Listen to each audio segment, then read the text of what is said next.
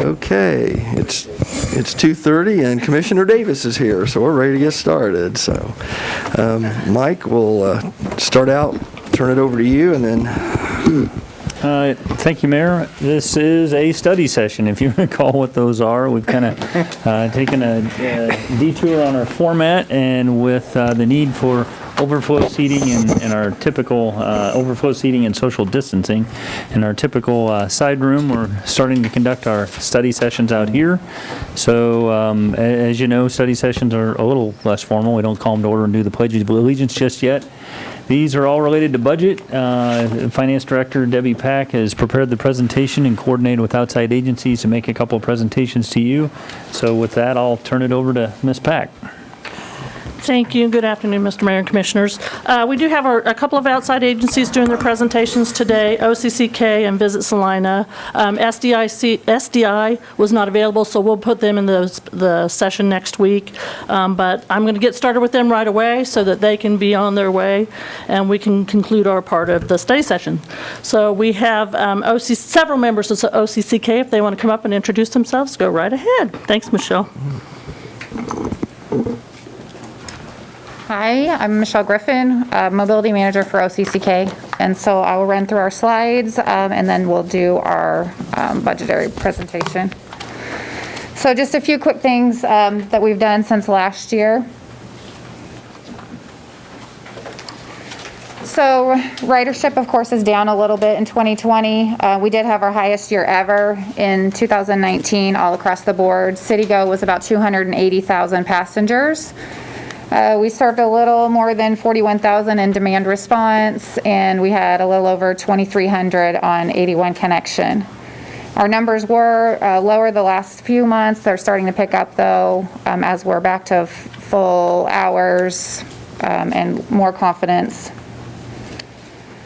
So that's just a quick graph that shows the trends of ridership for 2019. You can see that was increasing throughout the year.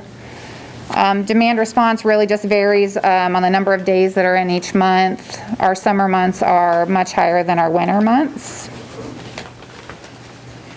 81 connection ridership is still increasing across the board.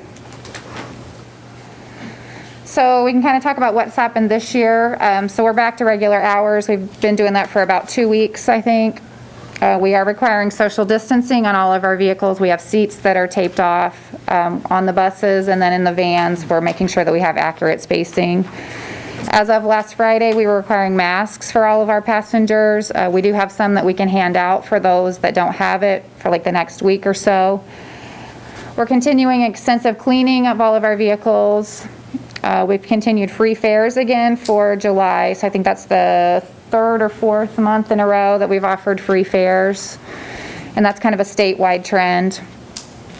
Our office is open again. We are requiring masks, and we're taking temperatures of anyone that enters, whether that's employees or anyone, general public, vendors, that sort of thing. So some of the other things that we've been working on, we did recognize our safe drivers again this past year. We honored 32 drivers, which is an increase, which means no accidents within the past year. Between all of those 32 drivers, they have 121 years of safe driving. We installed security cameras. We've been using those for the past year. They have definitely helped with passenger issues. We worked with the police department on a few things, so they've definitely been very helpful. We continue to be a good partner within the community. Our holiday give and go this past year benefited Big Brothers Big Sisters. They were super appreciative of the funds that we gave them in December. We just celebrated our 1-year anniversary of Can Cycle. So that was good and bad. Zagster was a company that we were using, and they closed down operations at the end of March and have since that time gone out of business.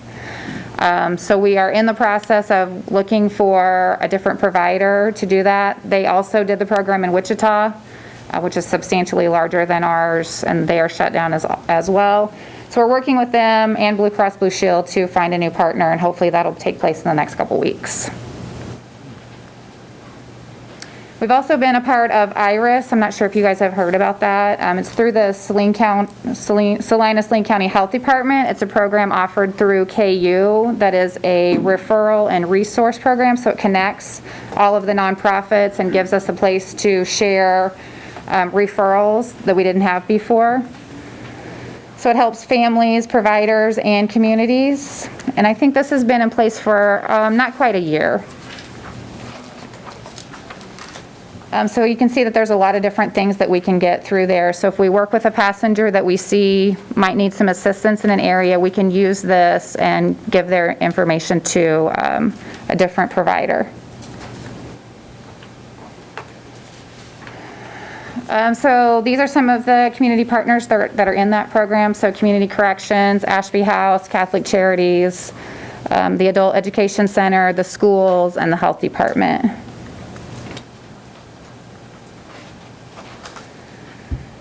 A brief rundown of some other things that we've been involved with. We did help with USD 305 enrollment last year, provided free rides on that day. We helped get people to the back to school fair. We were in the fair parade last year. We worked with Kansas Wesleyan on their back to school event, same with K-State Polytechnic. We did free rides on election day. We participated in the Salina Street Fair parade, the Parade of Lights. We did the holiday give and go like I mentioned. We've worked with Salina Arts and Humanities on the River Festival. We work with after-school programs, getting kids to and from different places within Salina. We've worked a lot with regional networking events, and we've been to several career fairs around the community. So now we're in a transition of building ridership back up. So the few of the things that we've talked about doing for that is a travel training program, getting people familiar with the bus system, how to ride it, working with large groups, small groups, and doing some one-on-one training. And we're also working on a series of videos that kind of explain the system, make it a little bit easier to understand.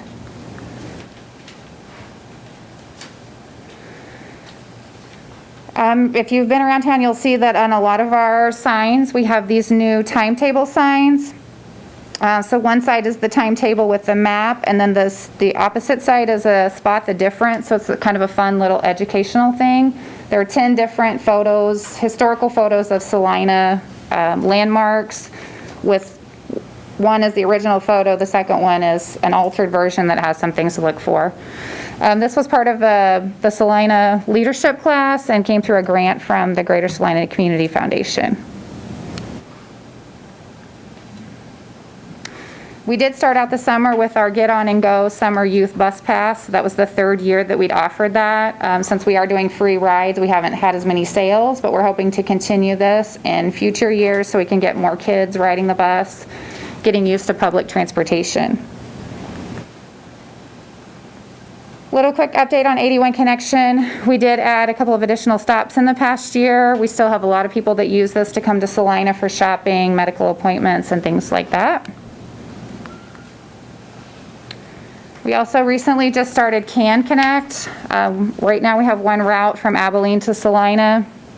We had a lot of requests for people that wanted to come from Abilene to Salina for shopping, medical appointments, errands, different things like that. So we're running that right now each Thursday. Starts in Abilene, comes to Walmart, and also a stop at 7th and Walnut, and they do that twice a day. We are offering a City Go Pass within that, so they can pretty much go wherever they want in town before they head back to Abilene. We also have had requests from other communities for that same thing, and so we're hoping that in the future we can start to have those routes at other places throughout the state. So other ways that we've talked about building ridership and some things that we always are kind of thinking about, not trying to solve those right now, but things that we're always working on how we can come up with some of these deficiencies. Sunday service is still something that we get asked about quite a bit. We work with the local taxi companies to cover overnight hours, but there might be some more efficient and less expensive options for people for overnight hours. We don't necessarily serve all of the commercial areas in town that we might need to, especially if there are new companies coming in that need to have employees get to those areas. And then a few of our residential areas, we've talked about how we can serve those better as well.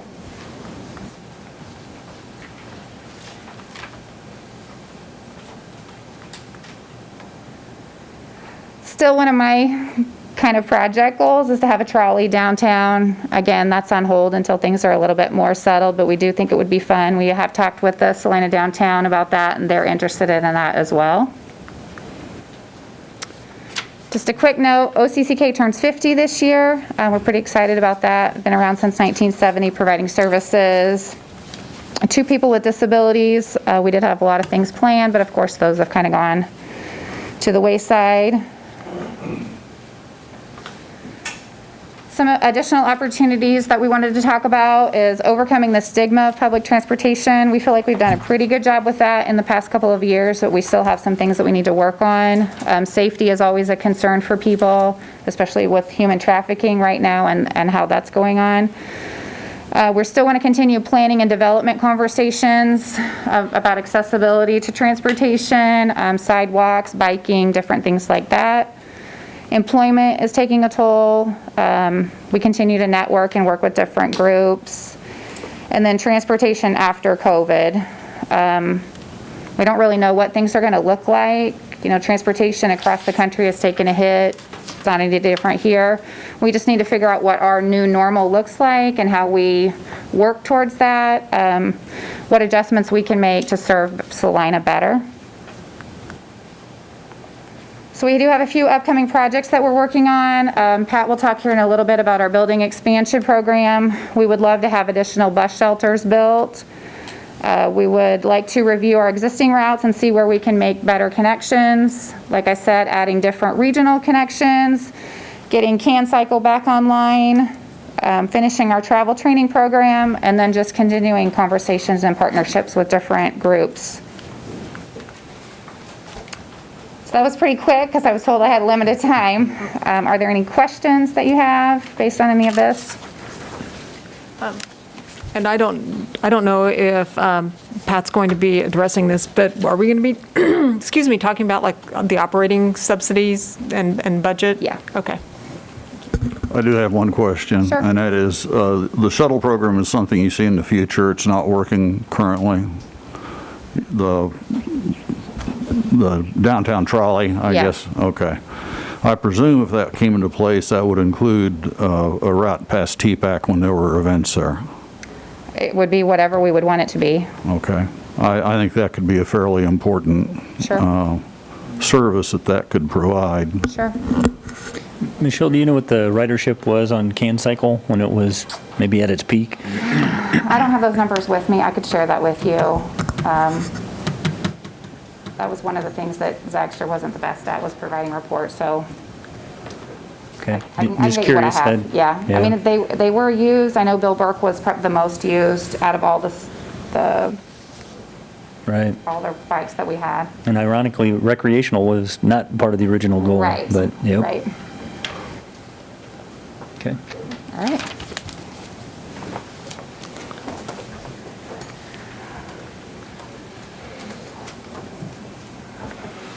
Good afternoon. I'm Patrick Wallerius, Vice President and CFO of OCCK.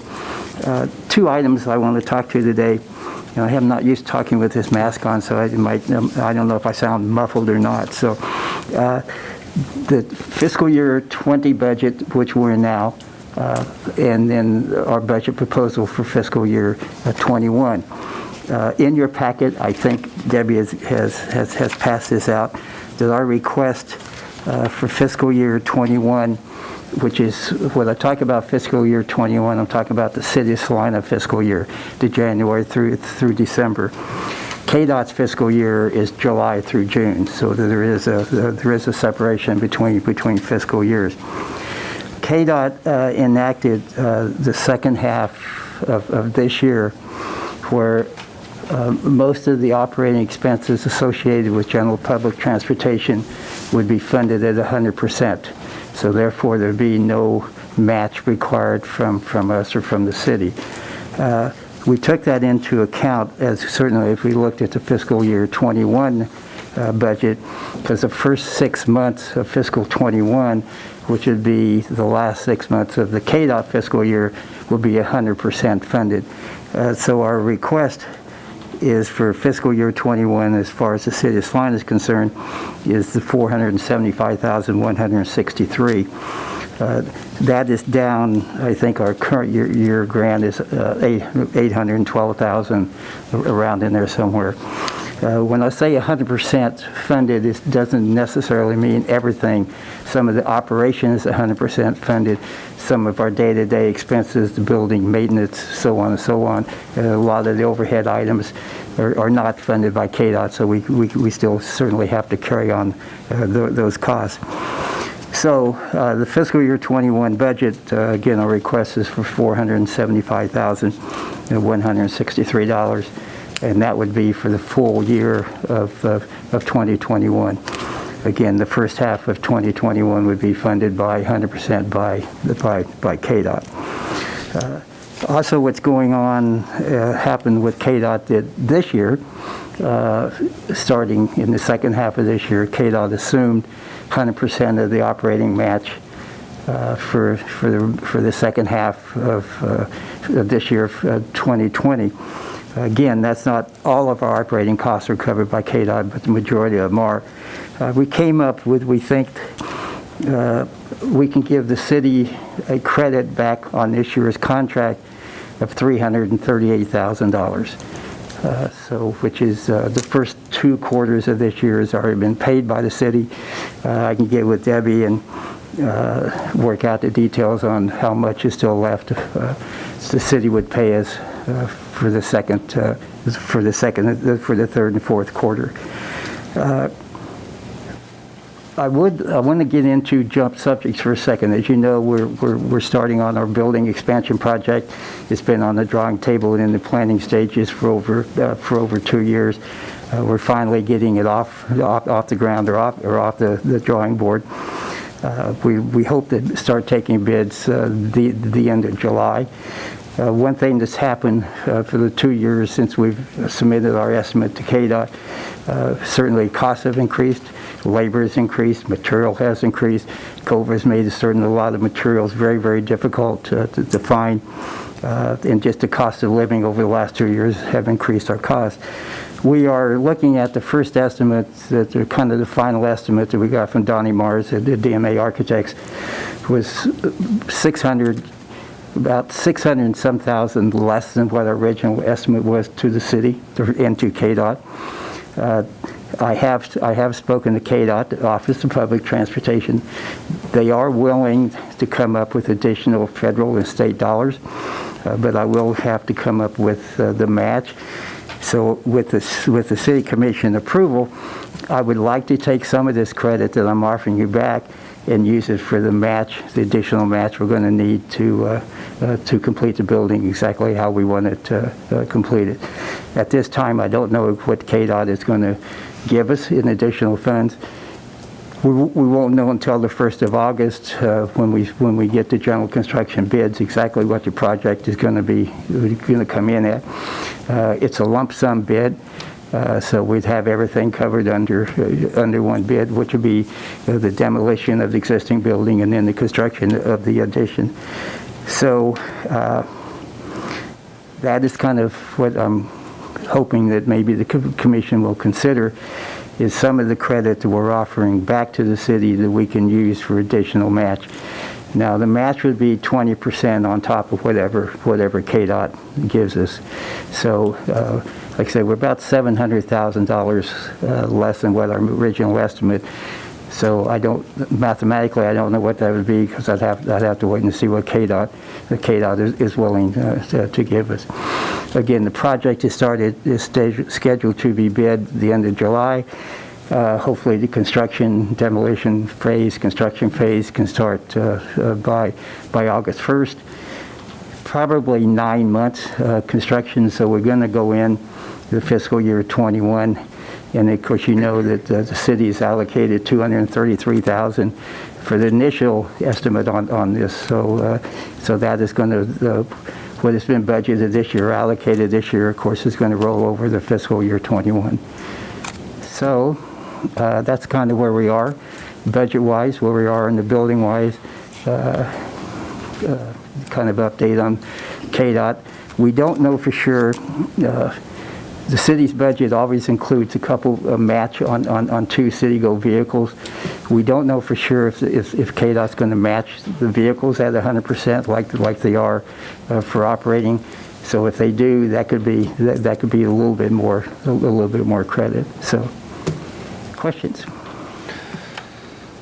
I think so. Debbie, do we have their financial information? No, I don't think I got that in the packet. I have it on the screen right now, but Yeah, I'll I provide it can't- to you.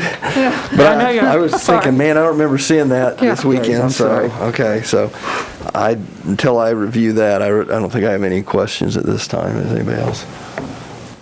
I think the only question that I would have as a follow-up, what is the total budget for the new facility?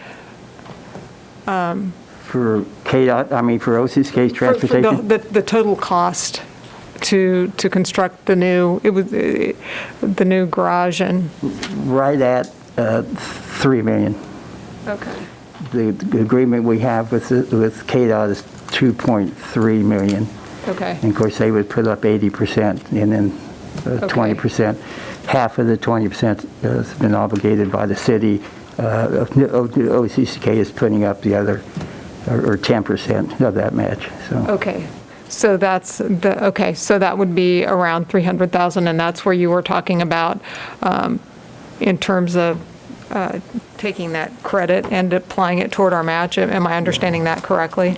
Yes, I don't know if again, a lot depends on what KDOT, KDOT could come back with 200,000, they could come back with 600,000. And of course, if they come back with 600,000, we'll only be matching, whatever they come back with, we'd have to match the 20%. Now, some of the makeup, if they don't come back for the full amount, I'd be asking some of the additional money from this credit to offset the additional cost to build the building. And Pat, when do you think you'll know something from KDOT? I talked to Corey Davis, who's in charge of the Office of Public Transportation this morning. Hopefully in the next month. We will know more on July 30th when we take bids. The bids could come in less than what Donnie Mars estimated, or they could come in more. Architects are really kind of good being, they don't like to be under, so they tend to maybe high, so maybe it won't, but through the bid process, the bids might come out less than what we originally estimated, so we're hoping so anyway, so yeah. So much is unknown, and I'm sorry to not have too much facts for you right now, but that's kind of where we are. But, so as far as the credit, until we get the bids and we know what KDOT is going to do, I really, and at that time I can come back and we kind of tell you what exactly is going on, so. Okay? Okay. Thank you. Thank you. Okay. Anything else? Okay. Thank you.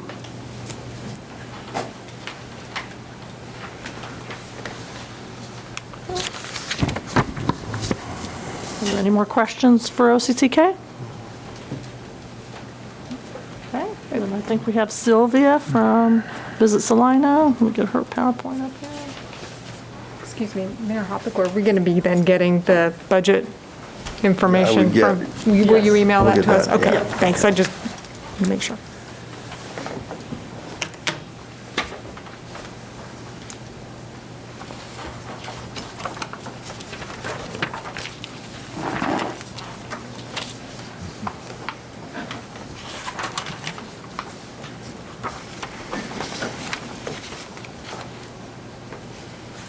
I'm going to check my time, Deb. Okay. I have been warned. Good afternoon. I'm Sylvia Rice. I'm here from Visit Salina. I'm the director of Visit Salina for the Salina Area Chamber of Commerce.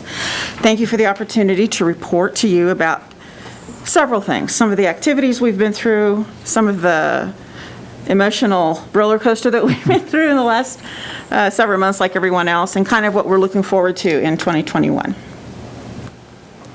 This is the Visit Salina talent at this point. We are back to a 3-person staff. Myself as the director, and I take care of the administration, the marketing, the advertising, etc. Tiffany Benin, our phenomenal manager of sports and special events, who's keeping quite busy as she deals with events that are happening this summer and coming up through the fall. And Joanne McClure, who is our manager of conventions and military, not as busy on conventions right now, but the military is chewing her up pretty good as we plan for some events coming up. Oops. I don't know. We're back there. Okay. In addition, we have a lot of shared talent with the rest of the Chamber of Commerce, as we are a division of that organization. Allison Webb is our manager of social media and website content.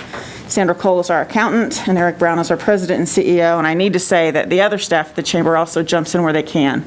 They're working gates at KKOA. They're helping sell T-shirts at sports events and that sort of thing. Again, we've lost some talent. We no longer have a manager of tourism information, and we no longer have an associate of sports and special events. Today's format, as we go through it, is we're going to take a look at 2019 and early 2020 highlights, which we're going to refer to as pre-COVID, and then we're going to talk about 2020 inside of COVID-19, and then building for 2021. And we'll do that through each market. So we'll look at sports and events, we'll look at tourism, we'll look at conventions. Tourism marketing and general industry performance. The forecast at that time was tepid internationally for the tourism industry. But we have been excited about the possibilities that we have here. Everything from the new downtown streetscape to the 2020 project, our air service, new businesses coming in, the 10th year for the sculpture tour, all of those things that we're really excited about and we're ready to and already promoting via broad marketing, television, print, billboards, digital, and we're gaining momentum. Certainly we're pre-COVID. You each got a copy of the state travel guide.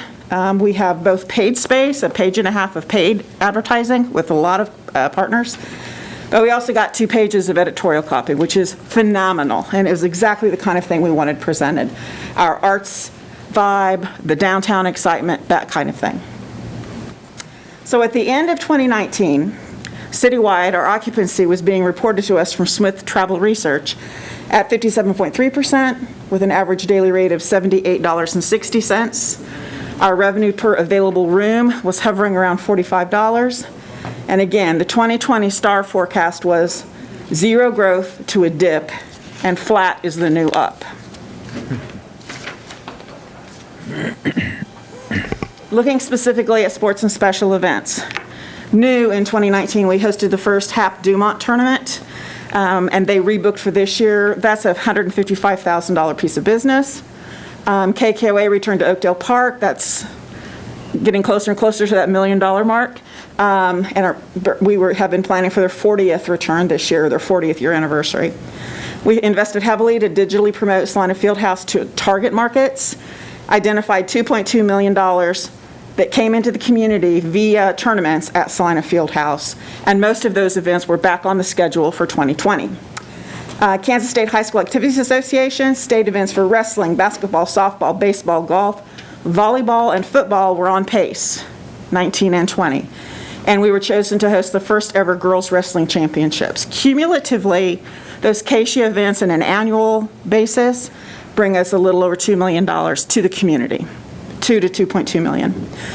Baseball and softball facility improvements in the works, and plans to attend 2 marketplaces as part of Sports Kansas, which is our way of going out and looking for new business. One of the ways. Conventions and military, government market. We hosted the first International Aerobatic Competition Nationals at Salina Airport Authority in September, and then in December, they chose Salina as their new home. Super exciting. The Hilton Garden Inn is gaining traction. Something's missing. The Hilton Garden Inn is gaining traction, getting Salina back in rotation for conventions, something that has been so needed for such a long time, and that has finally been happening. The Homewood Suites is catching meeting planners' attention with RFP and requests for information. The multi-tiered system of support and alignment, MTSS, has multiple dates booked at TPEC, one as large as 3,000 people. Brethren in Christ is expected, which was an international event with a lot of flights into Salina directly. We successfully hosted the first Kansas Equifest event of an initial 3-year contract. We saw significant federal government events, military training, and so forth in 2019, and many, many scheduled for 2020. And we also had plans to attend the Christian Meetings and Conventions Association event, again, to generate leads. Inside COVID. So this happened, and things really looked very, very different for our industry, as it did for everyone internationally. Events are suspended, canceled, rescheduled, the situation changes. Phasing starts, the situation changes, reevaluate, and we do it again, and we do it again. And so from within the tourism industry, travel comes to almost an immediate halt. There's widespread confusion about the virus itself, what the exposure situation is, how it's best mitigated, all of those things. We have 3 Salina hotels that closed temporarily. 2 of them have reopened, and 1 should be reopened before the end of the year. Hotels are experiencing single-digit occupancy. That means I have a hotel with 100 rooms and I'm renting 5 or 6 in a night. Not enough to cover the overhead, folks. Not by a long shot. Rates begin to drop because those that are open are vying for every single room night that they can garner. Partial closing of facilities and their services, hotels renting 1 floor and closing the others. Amenities, breakfast is different, pools are different, exercise space is different, everything changes. Our air service becomes limited. Attractions close, restaurants restructure. There are broad reductions in staffing. In fact, the tourism industry is probably the hardest hit, restaurants, hotels, et cetera, internationally. There's a significant increase in facility care, the things they need to do. So they have less staff, and they're expected to do more and invest more financially in the upkeep of the facilities. Extremely limited revenue and increased expenses. But we also see hospitality at the extreme. We've got hotels and we've got restaurants who can't keep their people working, so they're boxing up what's in the freezers and sending it home with them to feed their families. That kind of stuff happened across the board. Guest staff care and safety is at the utmost. On our side, immediately, our budget reductions are across the board, with ads, marketing, and marketplaces canceled or delayed. Staff is furloughed, work share is initiated, and we begin working from home. And we start to add to our vocabulary terms like move to the right in looking at events and trying to get them to rebook. And go, no-go dates. People setting in place calendar dates where we're going to let you know by this date whether or not our multi-100 person event is going to be there 3 weeks later. It's a really tough situation, especially for the hotels. Flat in COVID is no longer the up. We wish we could be flat at this point. Sports and special events. KSHA, state basketball, is shortened. All the spring sports are canceled. Salina Parks and Recreation facilities have to be closed, including ball fields. Keep Salina playing group forms with Visit Salina as an active partner. Baseball and softball improvements are delayed to some extent. KSHA then, glimmer of hope, KSHA announces a full fall schedule. The Junior Boys and Girls Amateur Golf Tournament at Salina Municipal is a huge success, 150 athletes and their families. KKOA is on track for their 40th annual event later this month, and the Salina Fieldhouse is scheduled to host 2 to 3, maybe tournaments, yet this summer. Convention and military market. Conventions and meetings markets were hit incredibly hard, as you might guess. Convening is not essential in most situations. Virtual meetings begin to happen. Move to the right is essential. Strong efforts to postpone and reschedule, not cancel. Postpone and reschedule, not cancel. Let's get you on the books somewhere and hold some space and dates for you. That's what Joanne was spending all of her time doing as she worked from home.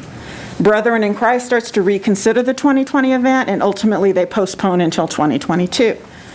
MTSS, an educational group that had the multiple dates at TPIC, moves to the right to 2021.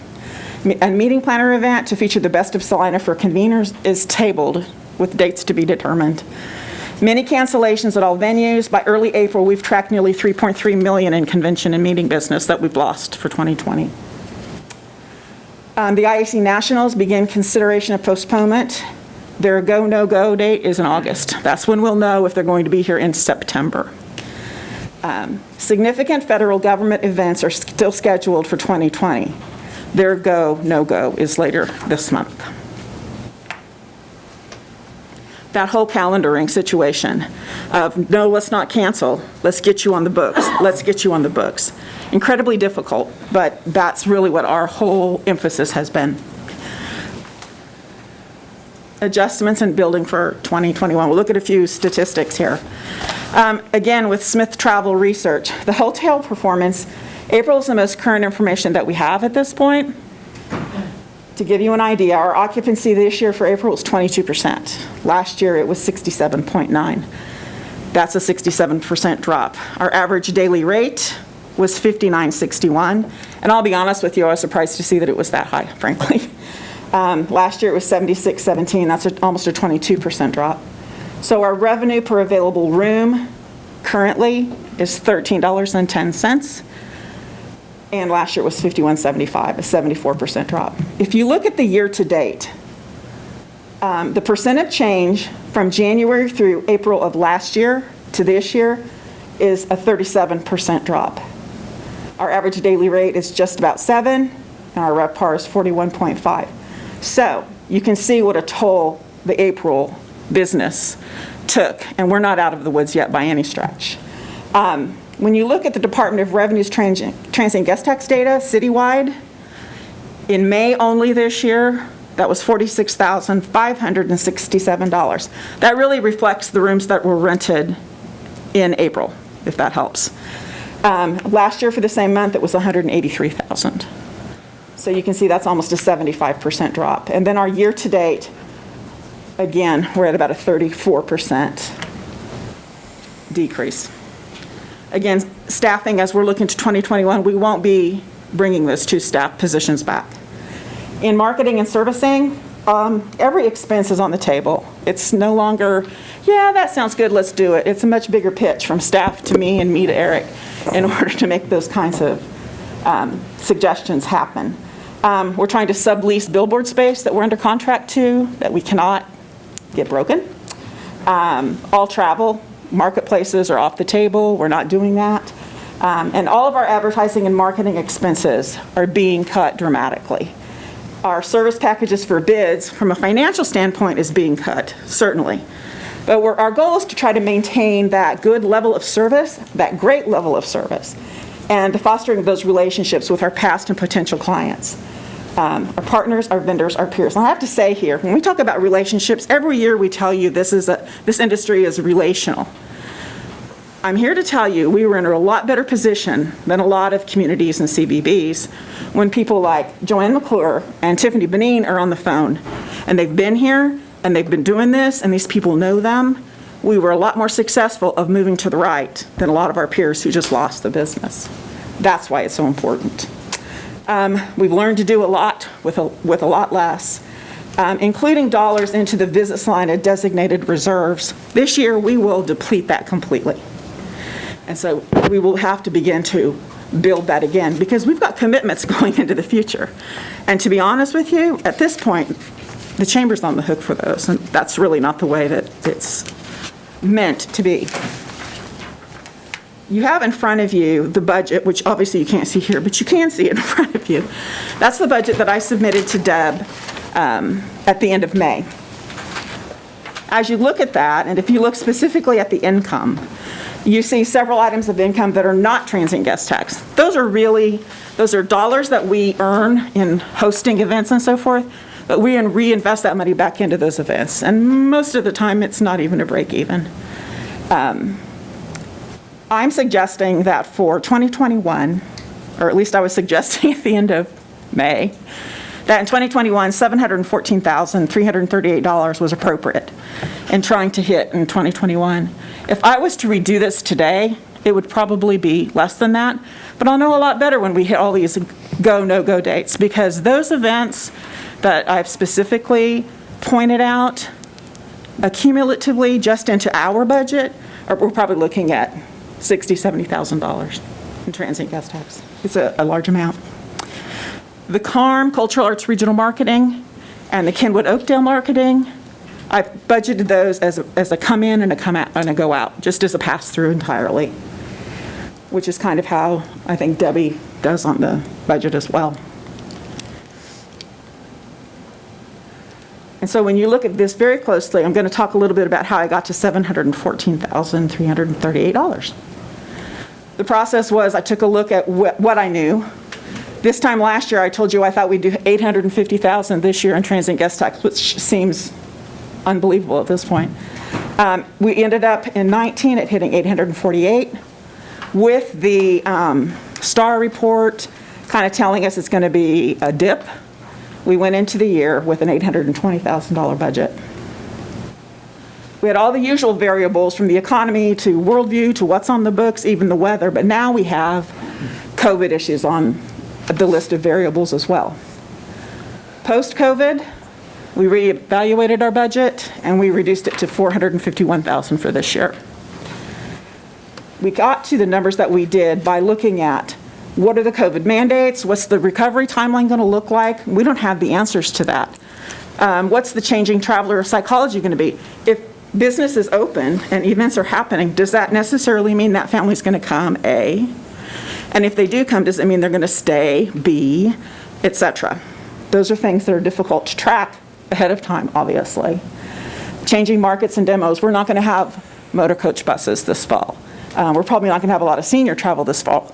People that are snowbirds have already, they've gone home and they're not doing that travel. And the changing inventory and the impact of that. We've got a beautiful new hotel that's opening downtown that we're thrilled about. In fact, I got to see it this week, and I'm even more thrilled about it now.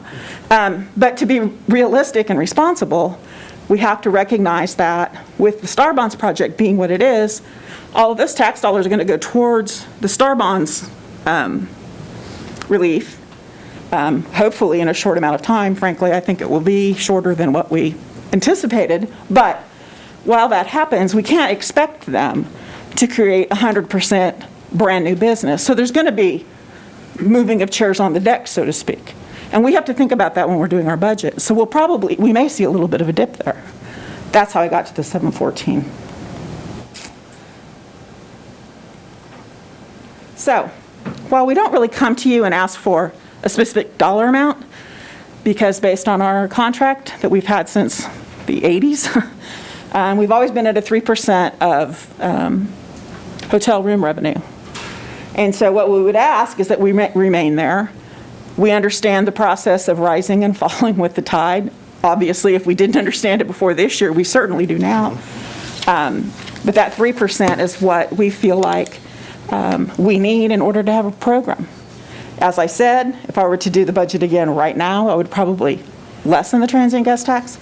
But we're prepared to rise and fall. We've already made notes in the budget of where we would have to cut, and that's how we would move forward. Questions?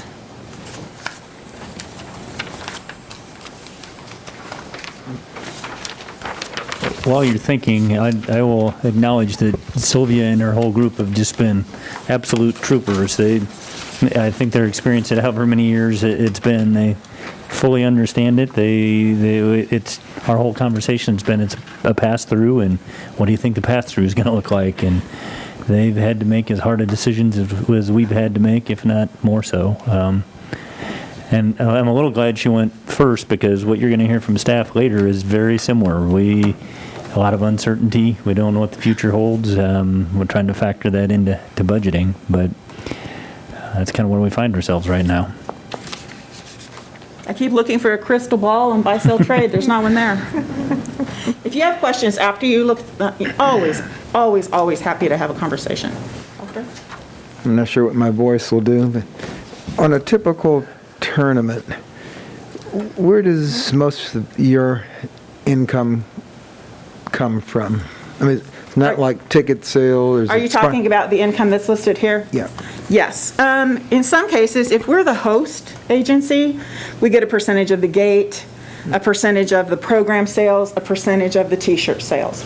In other situations, for example, basketball, TPEC is the host, so they're the ones that have an agreement with Keisha. But they sort of, I don't know if hire's the right word, we have an agreement that we sell the t-shirts for them. So in that situation, we're just getting a percentage of the t-shirts. So it depends on the event. Does that That's help? where volunteers come in. That's where handy. volunteers come in, absolutely. Absolutely, because we couldn't do t-shirt sales for a tournament like that using the three of us. Although the three of you all would probably try, knowing you. We might try, but I don't think it would be pretty. Anybody else? Thank you, Sylvia. Thanks. Thanks, Sylvia. That concludes the outside agency portion. Now we're going to go into the city CIP, sub-CIP, and comprehensive fee schedule. The first section that I wanted to talk about, because we know that CIP, the majority of that information is financed through debt, I wanted to kind of do a review about where debt service payments are, how they're funded, what that balance in that fund looks like, just to kind of give you an overall idea of where it is, so that as you see projects come in and be recommended, you have a better idea of what that number is going to be. So on this first slide, on slide 3, this is our current debt service payments. And as you know, when we approve a project, we indicate where we're going to fund that project from. Either property tax, a special assessment, whether it's sales tax, the utility fund, solid waste fund, or if it's a revenue bond. So this is just a breakout of all the payments that we have through 2039, by those types that we've indicated. And then what we have on the next slide is, even though we say that something is being financed at a property tax, we do have some other finance revenue sources. So this breaks out where the source of the revenues are coming from. It gets a little confusing, but I wanted to just kind of, because you can't tie directly a project that we say is going to come out of property tax with a property tax levy, because we do have some other sources of revenue that are helping support those projects. Those would include motor vehicle tax that has the mill levy rate for the debt service fund, delinquent taxes. We do have a transient guest tax subsidy into the debt service fund right now for the TPEC bonds that we have out. That goes, I believe, until 2037. We have established an annual $650,000 transfer from the sales tax fund that was allocated for specific projects at the time that sales tax was implemented. That transfer also goes through 2036. Special assessments, we have, annually we submit those special assessment levies to the county. So this is what we would be sending as a levy to the county annually on those special assessments. Sales tax, these are projects that we've specifically designated out of sales tax beyond the original set of projects. So this number is taken from the amortization schedules for those specific projects, which are currently the downtown streetscape, and some portions of the river renewal project are coming into that number. Then we have some bonds that we've issued for utility projects and airport projects that are coming out of the utility fund. And we have a couple of bonds that we've issued out of solid waste for landfill cell development and some other things. So this kind of gives you an overview of what the requirement is. And the real key on this one is how much current property tax do we need to levy in order to support the payments of our debt. And so that's really what this picture, this guide kind of gives us. So in looking at the budget, we also have to look at what projects have not been bonded yet. And we currently have several projects that are either temporary finance or we intend to finance in 2021. So as we issue our debt or levy for 2021, we want to make sure that we include those projects. Otherwise, we're going to come up short when we try to collect property tax to pay for those debt items. So this list gives you a list of the current projects that were currently approved, are underway, or are possibly going to be underway pretty soon. in 2021 that will probably be financed in 2021. And you'll see that the debt payment on these, we're not anticipating until 2022 because we won't finance it until 2021. So this just adds that additional financing to that current table that I showed you as far as payments that we currently have. And then this one combines both numbers. It takes what we have now, what we anticipate in the future with those projects that were listed, and what that number will look like with those two numbers. So it really gets us to a number where we need to be with the current projects that we've got currently in the process. Nothing that's coming up new, but everything that we've currently done that we have temp notes on, or that we anticipate to fund in 2021 or later. And then we also applied those numbers to the revenues that we would need to go, because this would be the number in 2021 that we needed to at least have mill levies set for the property tax in order to submit this number. As I go along, if you have any questions, if you've noted any questions, please stop me, because there's a lot of information here. Okay, I've got a question. Sure. On this last table, you've got a number for sales tax. Does that include both the transfer and the sale tax debt options from page 4, plus the police facility? Yes.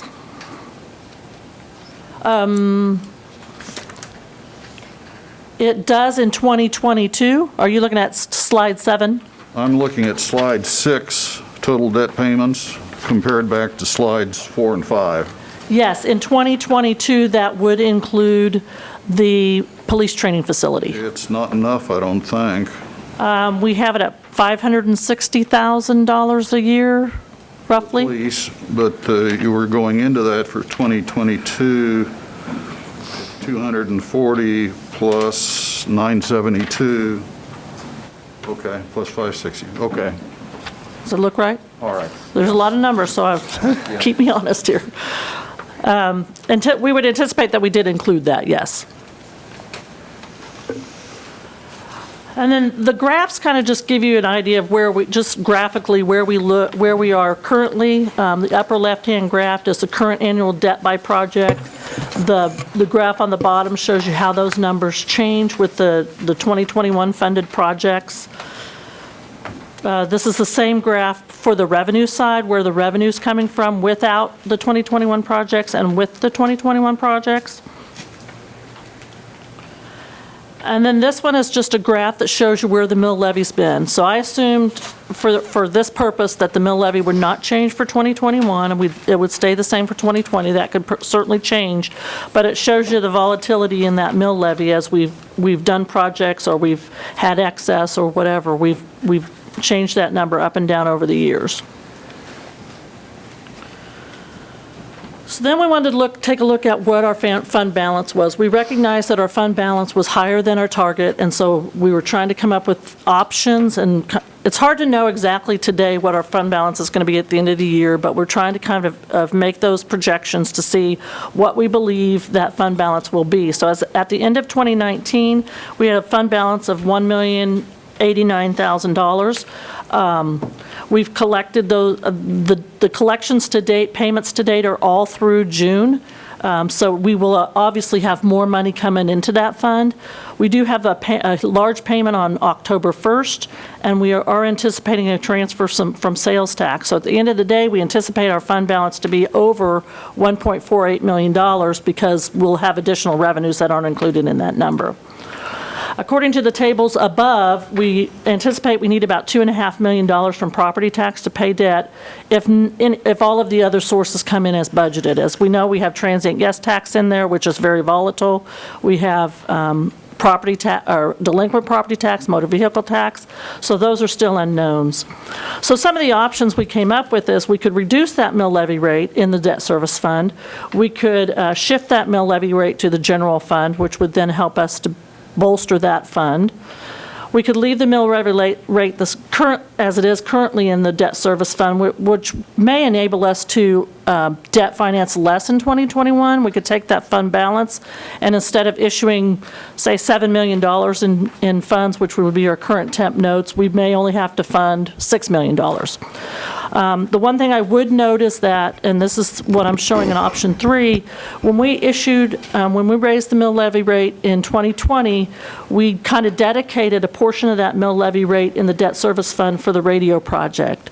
So I wanted to make sure that we knew that about $316,000 of the taxes that we collected in 2020 and that we will collect in 2021, we're really dedicated in my mind, because that's what we said, to that radio project. So I would anticipate that we may want to take those funds and pay down that debt once we get to that debt. And if I could jump in there for just a second, you may recall that we had a target or an estimated value for our share of the radio project at $3.5 million, which is where that estimate, or the debt financing estimate, came from. I should say that's not a firm number. That was the county at that point in time kind of hazarding their best guess of how the numbers might shake out. We've been going through the proposal process, and I think there'll be a joint city and county commission meeting proposed in the very near future to report out what we've received in the way of proposals and offer up some next steps in terms of reviewing those proposals. But I don't have any reason to think that it'll be less than 3.5 million, and I don't want to cause any undue alarm, but there's just too much uncertainty now to say that that number's locked in until we get through the proposals, till we get the actual costs. And the thinking was that we divide the entire system cost to the agencies that we're benefiting. So the city's share, because we provide dispatching, would be the costs associated with dispatching equipment, as well as the radios that we need for public safety, police, fire, and EMS. And then the county, the assumption was, would pick up the tower system and the radio communication system, and then individual fire districts would pick up their associated costs. So still a lot of work has been done, but still quite a bit of uncertainty, and we hope to know more maybe by year end. I'm guessing me under contract approaching year end or beginning of next year maybe. So I say all that really to I guess stress that 3.5 million was a placeholder, and it was gracious of the county to offer up a number, but I was clear with them that I understood we couldn't hold them to it. It was their best estimate at that time. As I recall, the fund balance target in the debt service fund is $200,000.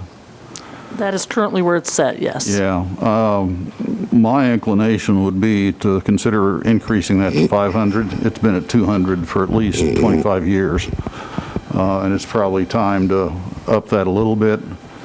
And then my second comment, either options 1, 2, or 3 would be acceptable for bringing the fund balance down towards that target. Actually, options 2 and 3 are probably long run better for us. But if the general fund needs money next year, option 1 would certainly be something to keep on the table when we know more about that.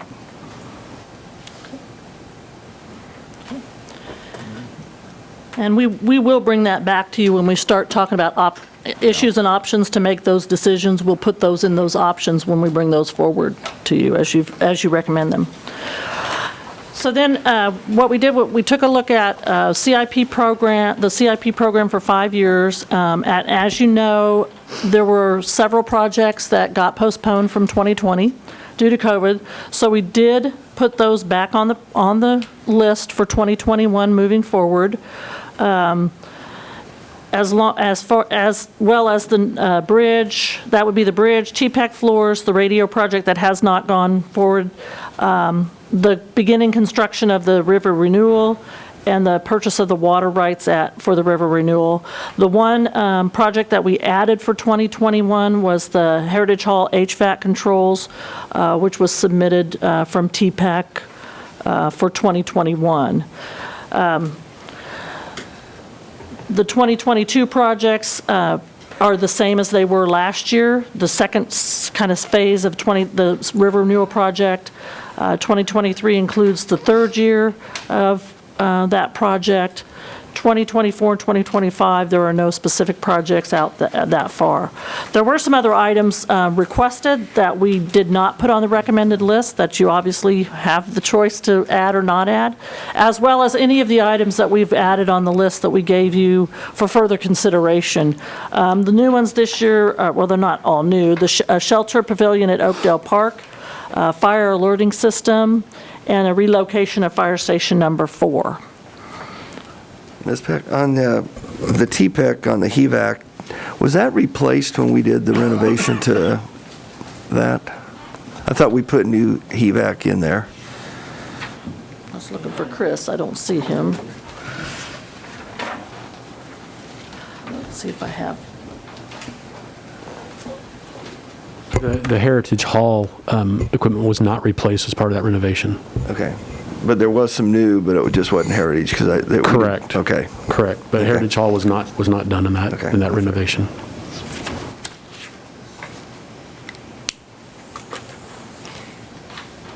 And I see Chief Royce is here. On the fire alerting system, is that the one where and I'm trying to recall from our tour of fire station number 4, is that the one that increases in volume to alert, or? Right, what- that's for the citywide system to alert the stations. Okay. Thank you.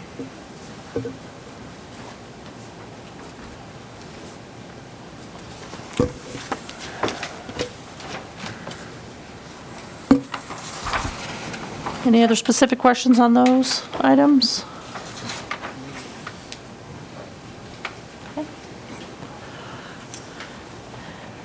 And then the fund that we really concentrate on when we're looking at sub-CIP and CIP is the sales tax capital fund.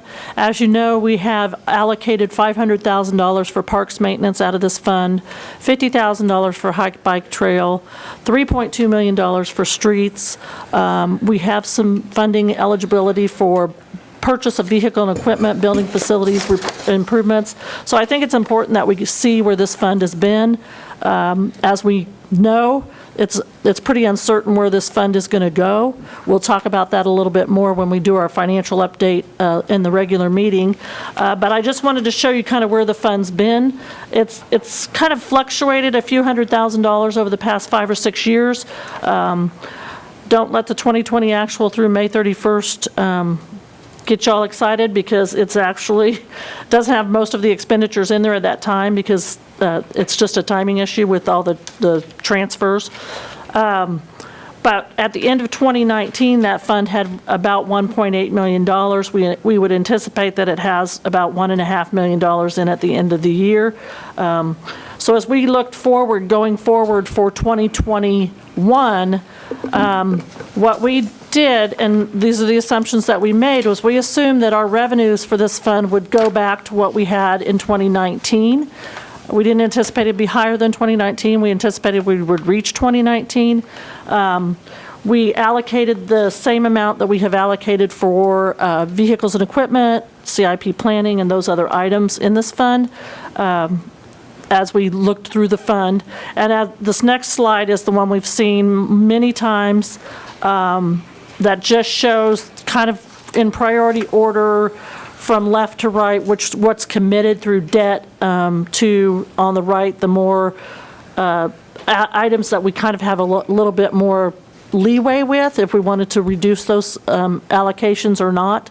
The items in blue are already financed through debt. The item in gray is the police training facility that already has temp notes, but it has not been bonded, but will be bonded next year.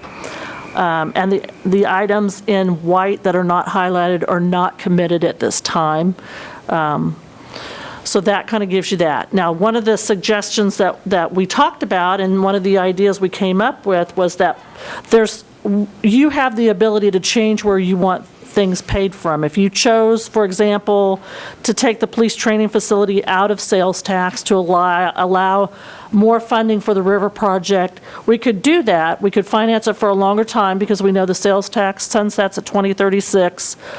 So we really don't want to make those commitments past 2036. We could finance that for 20 years instead of 15 years. It would cost about $1 million per year if we did that. So this second slide, the next slide, I took that number out of there just so that you could see what the difference would be in that fund if that choice was made. Question, a couple of questions, actually. I note in slide 16, line 2, we have a $1.8 million general fund transfer. You know, we committed to a maximum of $1 million a year for that, and I know that that 1.8 comes out of discussions trying to stabilize the general fund this year. In my viewpoint, that should be a last-ditch thing that we do, because otherwise we're stepping on other projects' toes out of the sales tax fund. I would consider making that transfer over the taxpayers or over the voters' commitment if maybe the general fund got down to $2.5 million in reserves or something. But at this point, from what I see later in the packet, we're not there yet. And I would strongly suggest we leave that money in the special sales tax fund for the projects that we intended to pay out of the special sales tax fund. And I think that, I understand your point. I think that's doable or possible. You know, the conversation we had that got to this assumption was that we weren't going to lower reserves a penny. And they were based on the projections we had at the time. So another point I was going to make, and I think these go together, is Ms. Pack mentioned that, you know, we're assuming that performance gets back to 2019 levels, and we've talked about that a little bit previously. For lack of something else to assume, we certainly didn't want to assume, you know, be overly optimistic, but on the other hand, didn't want to be overly pessimistic and budget ourselves short. So what we're doing is budgeting to perform at 2019 levels, knowing that we're going to have to continue to monitor performance in 2020 and monitor performance in 2021 and make adjustments. Hopefully, as it relates to 2021, we'll know quite a bit more about April, May, and the ensuing months between now and the end of the year, so that by the time we get to January 1 of 2021, we might have a better sense. And as much as I'd like to have a fiscal year where we do the budget once, that's probably not what our future holds for a while now.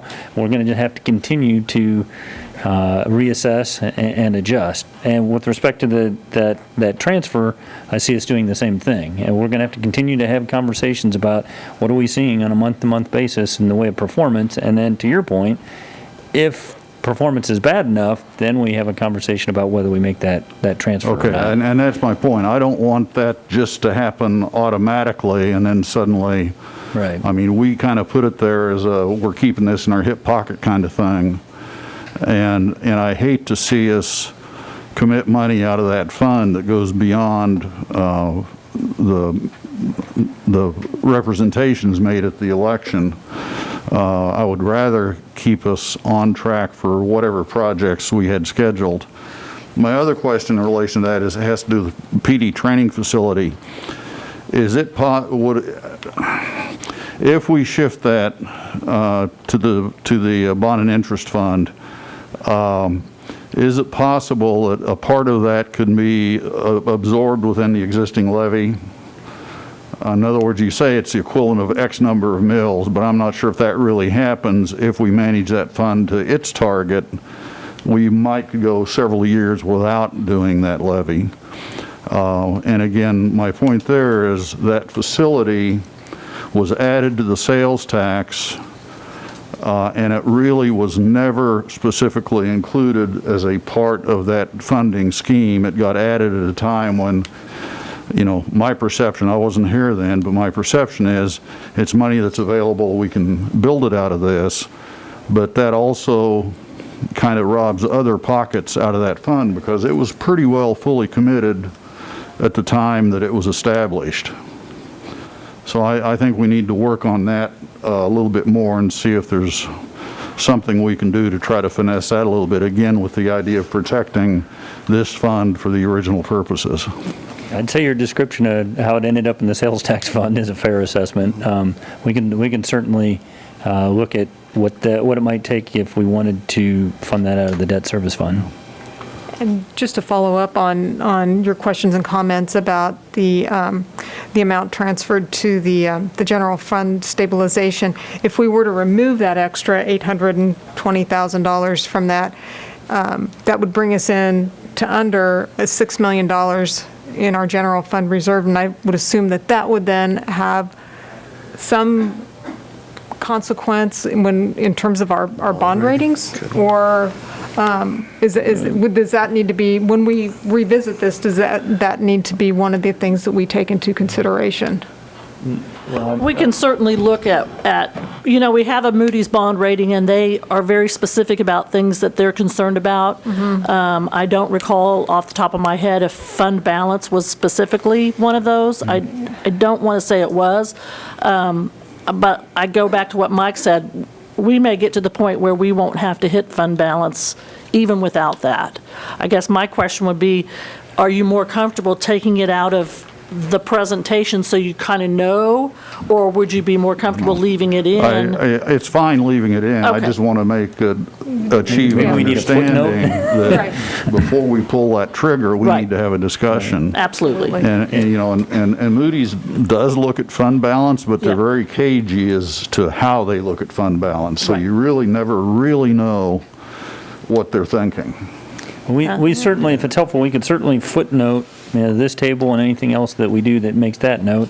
And with respect to the fund balance, I'm not prepared to say that if we didn't, the scenario that you gave, if we don't make the transfer, that it draws the general fund balance down. That would be the case if our financial performance for the remainder of 2020 was exactly as we projected back on April 13th. If we end up somewhere in the middle, it may not draw the fund balance down as much or at all, just depending on actual performance.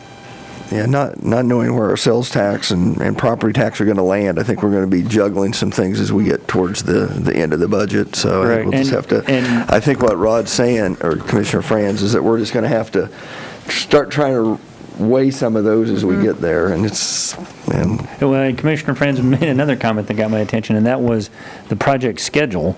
It may take us a while to figure out what our finances are. It may throw off the project schedule while we still have the funds in the sales tax fund to do the project maybe on a delayed schedule into next year. And as we have to bide our time and continue to watch our financial performance, we may not be able to hit our project schedule targets, but we may be able to hit our financial numbers. exactly. So just to overview those assumptions on that sales tax, we did reduce our revenue significantly for 2020 COVID projections based on the information that we provided you monthly. We did project that our 2021 revenues would be the same as our 2019, and beyond 2022, we went back to our assumption that it would raise by 0.5 or 0.5% growth going forward. We have some assumptions in there for the river project also as far as what that financing would be, leaving things like we have it now. Now, that'll change as we have those discussions going forward. With 3 minutes left, this is just an overview of the budget for the sub-CIP items. This is standard where the money's coming from. These are $20,000, typically $20,000 and over projects that are paid out of cash, some part out of the general fund, the sales tax, special parks, gas, and other funds as we purchase those. CIP, we still have the pay plan study on there. That was a project that we delayed from 2020. That'll be something that we're coming forward to you when we make those decisions in issues and options, whether we want to continue with that project in 2021. Buildings and facilities, there's several items on here. We've moved a couple to, the example, the Central Garage had a request. We moved that to their fund. Kenwood Cove had a request. We moved that to their reserve fund. The other projects coming out of sales tax were a little over $270,000. One thing we did want to talk about in Special Parks Fund, this is a fund, and I have this on the next slide, that money this comes from the alcohol tax, and 1/3 of it goes into a Special Parks Fund that can be expended for the purchase, establishment, maintenance, or expansion of park and recreational services, programs, and facilities.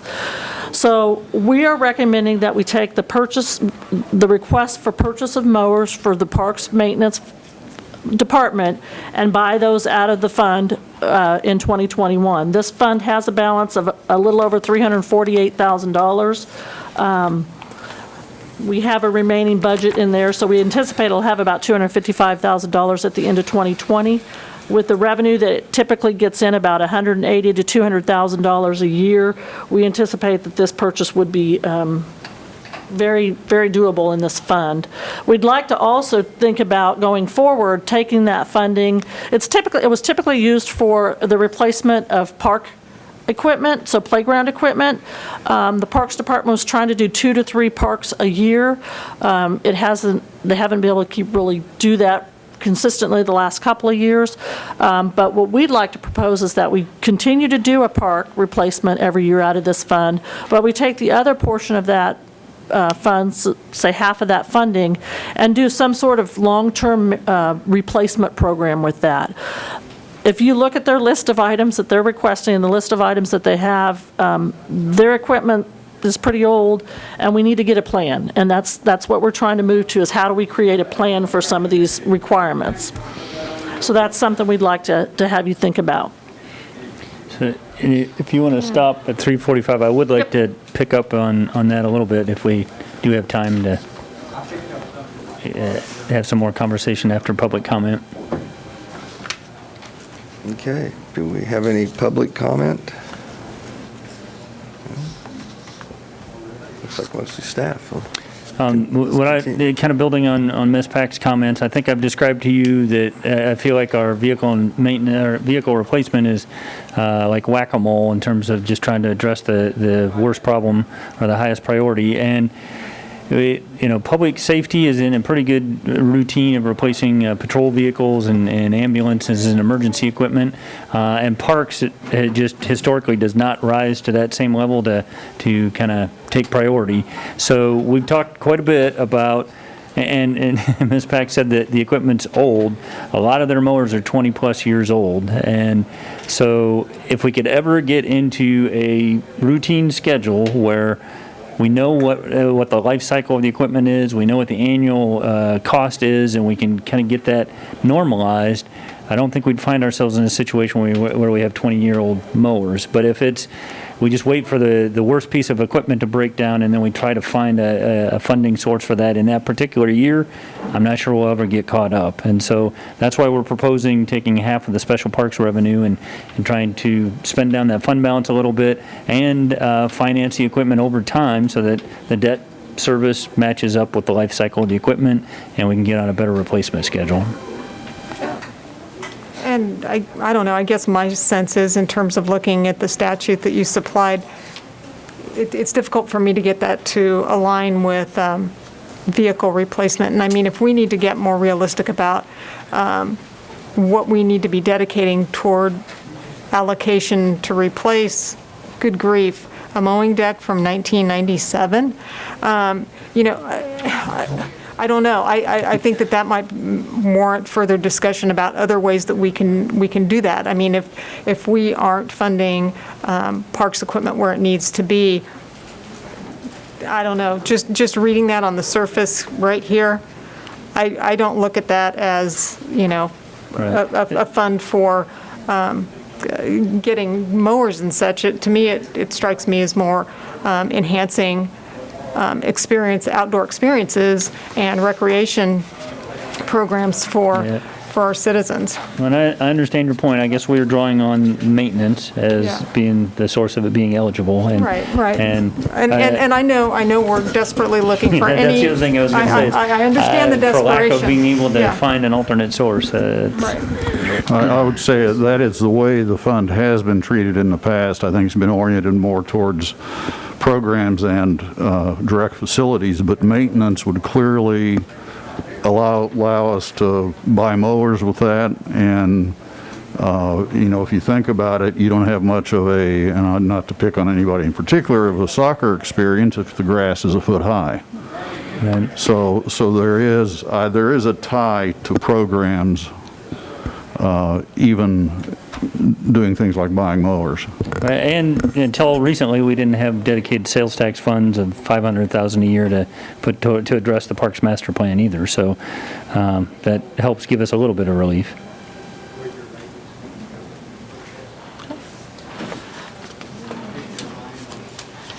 Streets this is the normal gas tax and sales tax, $3.2 million, and then we've also included in here part of the federal fund exchange dollars that we would anticipate receiving in 2021.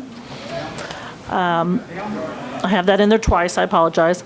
And we always talk about how much we spend on streets, so I wanted to put this in here again. We've seen these numbers before, but we are spending because we do debt finance some of our street improvements, we're spending a little bit over about $7 million a year, $6 to $7 million a year on streets with that financing out of gas tax and sales tax.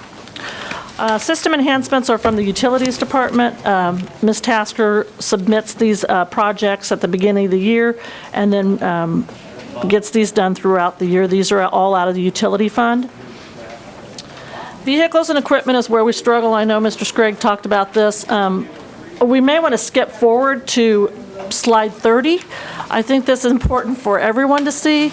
These are requests that were made that weren't included on the funding. So I think you can see that we do have some really legitimate needs for equipment and equipment and vehicle purchasing. We have $1.9 million that we did not recommend, but we basically have, we have to look at everything. We ask the departments to prioritize what their needs are for us, and then go through those to see really how much money do we have and what can we buy for that money. So this is the list of the items that we're recommending for the 2021 budget cycle. It may go without saying, but if we're not able to address the parks equipment through special gas tax, then some of those requests are going to have to take priority over some of the things we've recommended. That'd be true.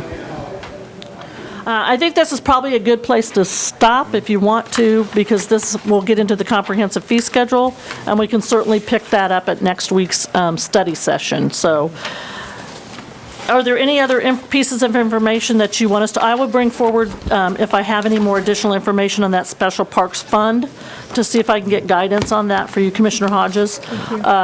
And then is there any other specific information from what we've talked about today that you'd like more detail on? The budget on the OCCK. On the what? The budget on the OCCK. Okay, if you could get us that, yes, I please. will email that to you. And then I had a note about police training facility out of debt service, and what that might look like. And then the implications of the general fund, how we, with the sales tax Okay. money.